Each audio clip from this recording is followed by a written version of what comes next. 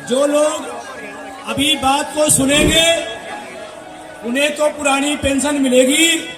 आज दिल्ली के रामलीला मैदान में लाखों की भीड़ इकट्ठा हो गई और ये भीड़ थी सरकारी कर्मचारियों की। जी, ये भीड़ देश के कई राज्यों से आए सरकारी कर्मचारियों की थी और ये अपने पेंशन से जुड़े मुद्दे को लेकर सरकार से मांगों को लेने के लिए रामलीला मैदान में इकट्ठा हुए थे। नमस्कार, हमारा नाम है समीर कुमार पांडे। आपको बता दें, देश के लगभग 20 राज्यों से कर्मचारी यहाँ पहुँचे थे और ये विरोध कर रहे थे एनपीएस यानी कि नेशनल पेंशन स्कीम का। आप इसे कह सकते हैं नई पेंशन योजना, जो कि 2004 से लागू हुई थी। हम इसे और विस्तार से बताएं उससे पहले आप जान लीजिए कि ये कर्मचारी फिर से ओपीएस लाने की मांग कर रहे थे, यानी कि ओल्ड पेंशन स्कीम, और इसी के कारण आज की मौजूदा सरकार के विरोध में नारे लग रहे थे। वहीं यहाँ पर एक खास बात जरूर देखने को मिली कि कोई भी तथाकथित बड़ा मीडिया हाउस इसे कवर करता नहीं दिखा। फिलहाल आप समझ लीजिए कि देश के कई राज्यों में अब भी ओल्ड पेंशन योजना लागू है, ओल्ड पेंशन स्कीम लागू है, जबकि कुछ में नहीं है। जिन राज्यों में ओल्ड पेंशन योजना है उनके नाम है राजस्थान, पंजाब, झारखंड, छत्तीसगढ़ और Himachal Pradesh. Old pension scheme यानी कि ओपीएस ये स्कीम थी जो 1 अप्रैल 2004 से पहले वाले सरकारी कर्मचारियों को मिलती थी और मिलती है।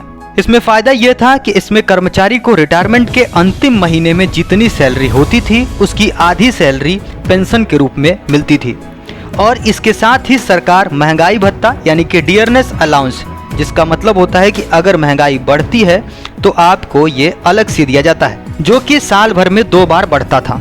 यानी कि अगर साल भर में महंगाई बढ़ी तो आपका डीए भी बढ़ जाएगा।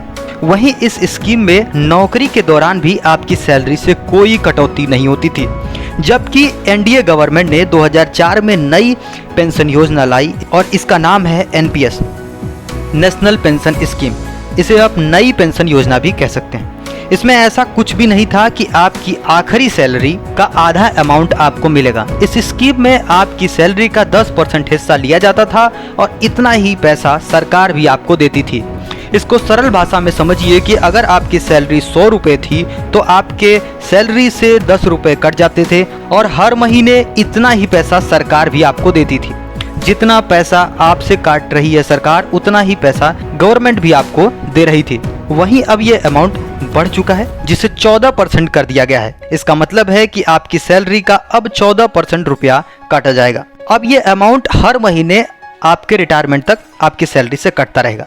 वहीं याद रखने वाली बात यह है कि सरकार भी आपको उतना ही और पैसा देती है और ये पैसा जमा होता है, और इस पैसे को सरकारें किसी बॉन्ड में, कॉर्पोरेट शेयर में या डिबेंचर्स में यूज करती हैं, लगाती हैं, जिसे आप रिटायरमेंट के बाद ले सकते हैं। लेकिन यहाँ पर कुछ कंडीशन है, कुछ शर्तें हैं। जैसे इसमें 60% पैसा फिक्स्ड रहेगा जो कि टैक्स फ्री रहेगा, और वहीं जो 40% पैसा होगा वो टैक्सेबल होगा, जिसपे आपको टैक्स देना होगा। लेकिन इस 40% पैसे को आप हर महीने निकाल सकते हैं। वहीं लगभग 1.5 लाख का आपको और टैक्स रिलैक्सेशन मिलता है, मतलब कि आप टैक्स पर और 1.5 लाख का रिलीफ ले सकते हैं, छूट ले सकते हैं। धन्यवाद। फिलहाल इस वीडियो में इतना ही।